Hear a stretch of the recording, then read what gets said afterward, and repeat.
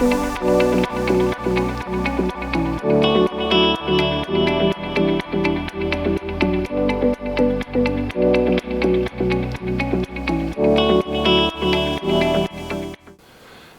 plays an interesting role in psychology.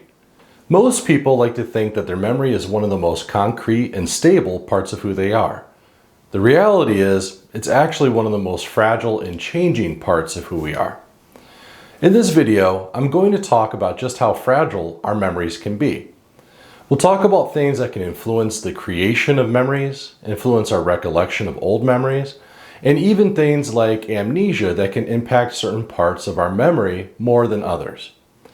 One of the first people to explore just how fragile our memories can be was Elizabeth Loftus. In 1974, Elizabeth Loftus did an experiment to look at how much people's memory can be affected by misinformation. In this experiment, she had a group of participants watch a video of a fairly minor car accident. She then broke these participants up into different groups and then asked them questions about the video that they had just seen. The questions she and her assistants asked were largely the same, but had certain words that were changed. So, for example, one group she may have asked something like, "Tell me what happened when you saw the one car bump into the other car." Another group she used more emotive terms. "Tell me what happened when the one car contacted the other car, hit the other car, crashed into the other car, or smashed into the other car." Now, the question she was asking was largely the same, and all participants watched the exact same video. So you would think that their responses wouldn't change based solely on the use of one different word. However, what Elizabeth Loftus found was that the participants' recollection of the accident indeed changed pretty considerably based on just that one change of a word. Participants that were asked the more emotive terms like crashed or smashed consistently judged the speed in which the cars were going as being greater than those participants that were asked more benign words like contacted or bumped. If participants were asked about broken glass or damage, they were far more likely to report having seen that in the video, even if it wasn't originally present. Elizabeth Loftus's experiment laid the groundwork for something called the Misinformation Effect paradigm, which holds that after exposure to incorrect information, a person may misremember the original event. And this is the important thing to remember. The participants in her study weren't lying on purpose. They actually believed that they saw what they saw and what they were reporting, even though they didn't. I even tried recreating Elizabeth Loftus's experiment in a small way in some of my classes. I'd start the class by showing a video of a very minor car accident. Then I wouldn't talk about the video and would just start teaching my class for that day. At the end of class, I'd ask my students questions about the accident. Before I asked the questions though, I would say something like, "I'm going to test all of your memories and do a quiz based on that horrific car accident that we watched at the beginning of the class today. And I'm sure you all remember it because it was just so terrifying. How could you not?" Then what I did was a Kahoot quiz in class to see how well they all remembered the accident. What was interesting is that when I've done this, a pretty sizable amount of the class actually reported things that weren't even present in the video. They talked about things like damage to the cars, even seeing people injured that were never present in the original video. I would then show them the original video, and a lot of the students actually thought I was playing a trick on them, that I was showing them a different video. Elizabeth Loftus has spent most of her career and much of the last few decades focusing on just how fragile our memories can be. What she and other psychologists have discovered is that memories can be an extremely fragile part of our psychology. The reason behind this is because memories are constructed. Basically, when we encode and store memories, we're experiencing that event through our own perspectives, through what we're paying attention to, through what we're noticing, and through our understanding of the event, all of which may not be based 100% in reality or 100% accurate. Once that memory is stored and we retrieve it to be consciously aware of it, we reconstruct the memory. Basically, we have gaps in our memories that we unconsciously smooth over so that the story makes sense to us. so that the memory seems to be accurate. This construction and reconstruction of memory opens the door for the memory to be manipulated, either intentionally or unintentionally, in order to influence our understanding of the events. This has some potentially far-reaching ramifications, and one of the areas Elizabeth Loftus has focused on in particular over her decades of research is on false eyewitness testimony. This is one area that is particularly interesting because if you remember from watching my general overview video on memory, I talked about something called flashbulb memory. So a flashbulb memory is a very clear recollection of a very stressful traumatic event.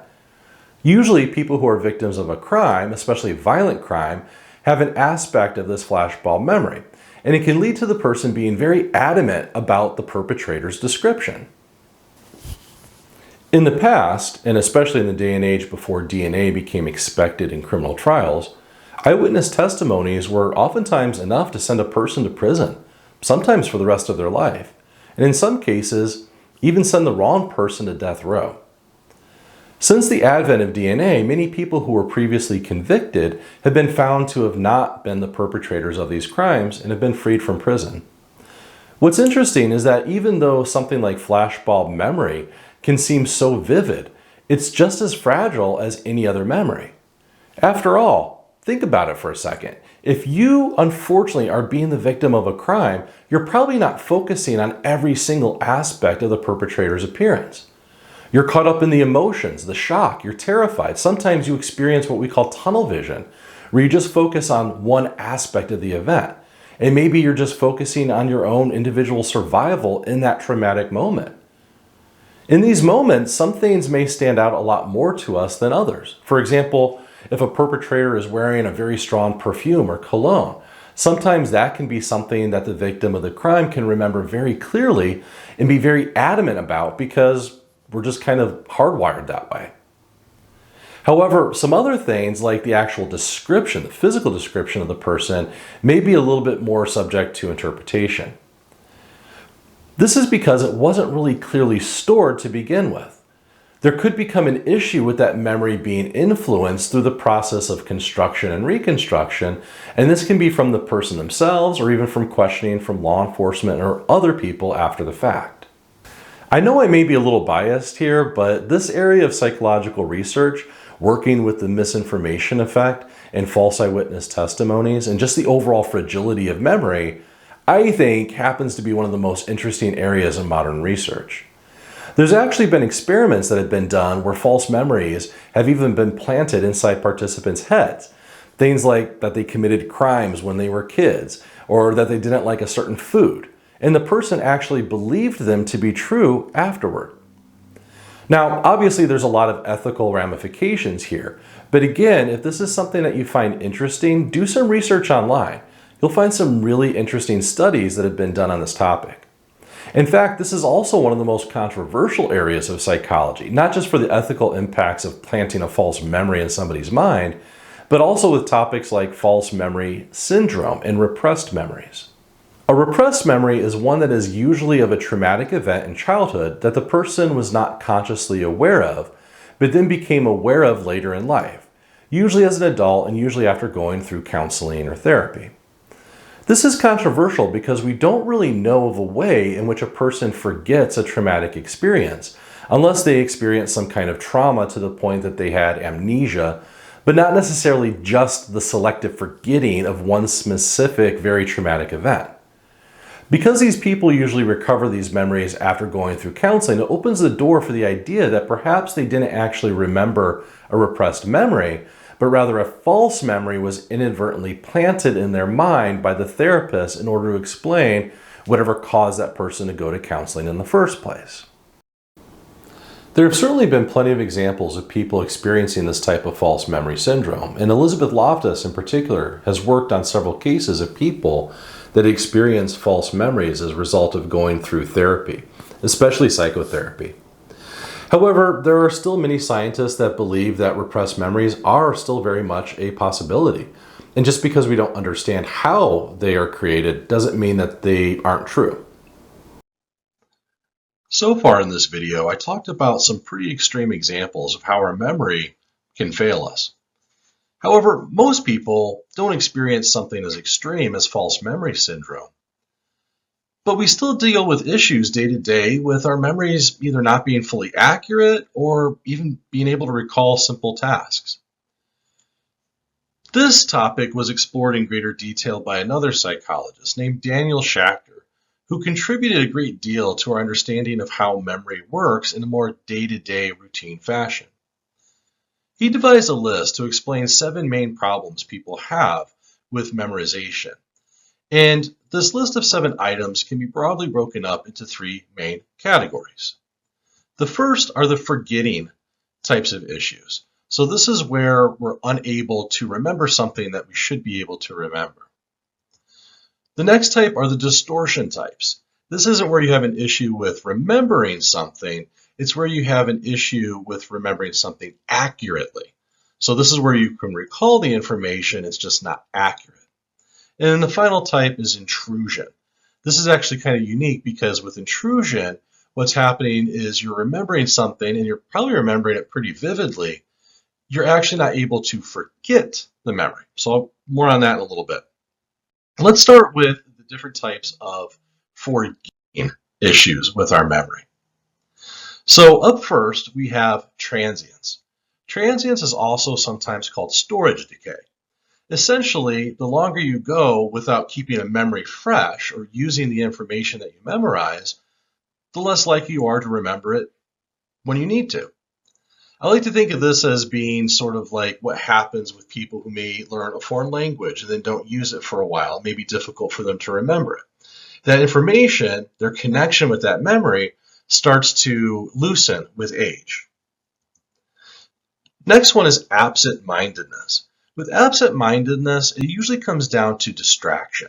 So you were distracted and not paying attention to information when it was occurring. So by extension, then later when you try to remember what happened during the event, you can't because you weren't paying attention in the first place. I like to call this the where's my keys phenomenon, right? Because this is the example of somebody coming home from work, like myself, being distracted, putting my keys somewhere, not really paying attention to it. And then later you're trying to leave and find your car keys and you can't find it. You can't find it because you don't remember and you weren't paying attention when you came home and put those keys wherever you happened to put them. The last type of forgetting issue is blocking. Blocking is what I call that tip of the tongue phenomenon. So if you've ever had that issue where maybe you're trying to remember the name of a celebrity or a singer or something like that, and you can't remember it, it's driving you crazy. You're sitting there thinking, it's just right on the tip of my tongue. And then for whatever reason, like the next day you're taking a shower and all of a sudden it comes into your mind the name of the singer, right? Just out of nowhere. That's blocking. Moving on to distortion. Now remember, with distortion, this isn't where you can't remember something. You can remember it. It's just not clear what you're remembering. It's inaccurate. There's 3 main types here. The first one is misattribution. Misattribution is kind of part of that normal tendency that we have, that when we form a memory, we're not really forming 100% clear memory. And then when we recall that memory later, we kind of smooth over different areas with it to try to kind of make it seem like a more accurate memory. This is a very natural process that most people have. And for most people, we don't even really realize that we're doing it. It's kind of like subconsciously done. Suggestibility. With suggestibility, this is where information that is being presented to you is kind of changing how you're recalling a memory. Now, this can be either intentional or it can be unintentional. So a good example of the suggestibility was what I gave you in the first part of this video with Elizabeth Loftus, where because of the way she was asking the questions, it was able to elicit certain responses from the participants in the study. The third type of distortion issue with memory is bias. Now, bias is a difficult term because most people kind of hear that and they think of like racism, discrimination. All humans have bias. Basically what a bias is just a faulty way of looking at something or a faulty perspective on the world. It's usually based on experience and it's based on available knowledge that a person has gained over their life. We all kind of jump to conclusions and we all see things based upon those conclusions we're jumping to. Well, that can all cloud how you perceive an incident also, and how you can recall a memory that's been previously stored. I'll talk more about bias in a later video. Um, just know there's a lot of different types of biases that exist. And even throughout this whole series, I'm not going to be talking about every single one, but there is another video, and the link is included below, that talks about some of the main types of bias that can really interfere with our thinking and definitely with our memory. The final type are the intrusion issues with memory. And really, there's only one main item here, which is called persistence. The intrusion or persistence issues that people have with their memory is really quite different, because with these issues, what's happening is that a person is able to remember an event, and usually they're able to remember it vividly. The issue comes in that they're not able to forget it. So think of something like a person who has post-traumatic stress disorder. They're constantly reliving that traumatic event. Maybe they're having nightmares of it. It's presenting itself in really inappropriate times, and it's causing changes in their mood, their emotions, their behaviors. That'd be an example of a persistence issue with memory. The types of issues with memory problems that Schachter discussed can also be expanded to talk about how sometimes information can interfere with either our recollection of old memories or our ability to remember new memories. We specifically call this proactive and retroactive interference. With proactive interference, older memories are impairing your ability to remember new information. A great example of this is when you have to change your password for something online. It seems like almost every month, some website or some app tells you your password for logging on has expired and that you need to update it. After you update it, you go to log in, but you use the expired password instead of the new one.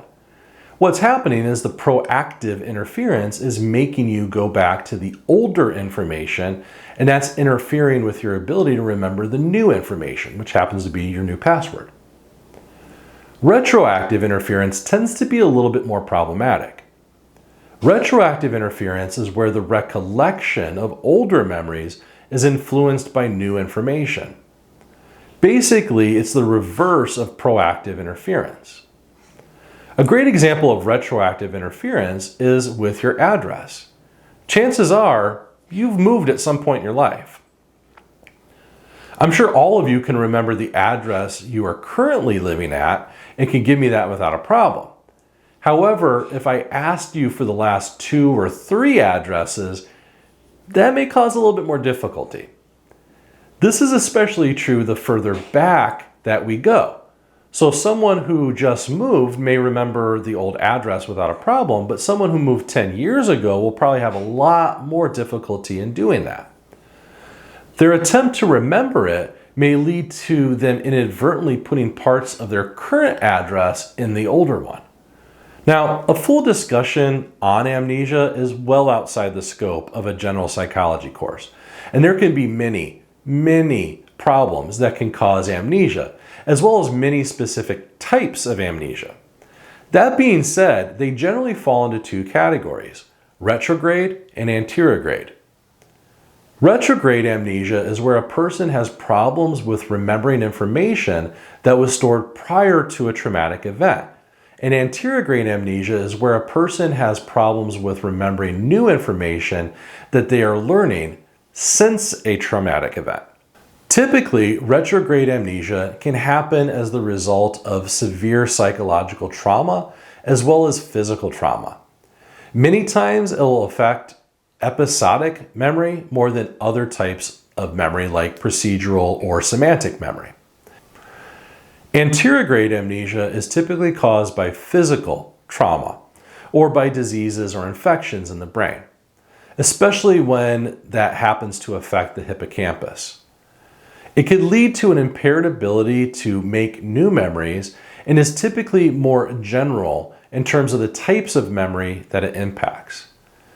While it can be a bit unnerving to think about how fragile our memory actually is, I think doing so helps us better appreciate this really intriguing part of our psychology, especially if you're lucky enough to not suffer from issues with your memory. Be thankful for that and have a little bit of sympathy for those folks that may not be as lucky. Thanks for watching, everybody.